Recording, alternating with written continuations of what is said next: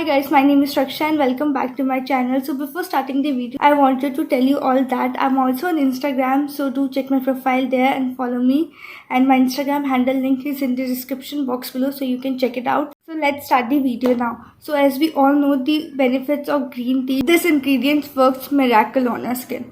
So as we all know, it reduces itchiness, redness. It's good for acne prone skin. So today I'm gonna make the green tea toner. You can use this as a toner or a mist as well. I use as a both, as summer is also there, so face mist is very important. And what's better than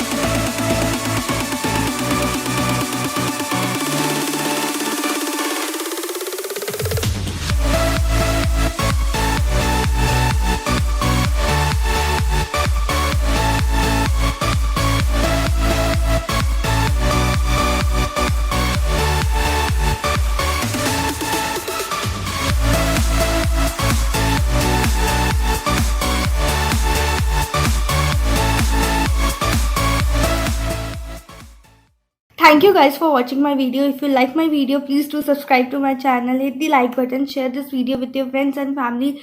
Do try out this and let me know in the comment section below. I will be back with some another videos. Till then, take care. Bye.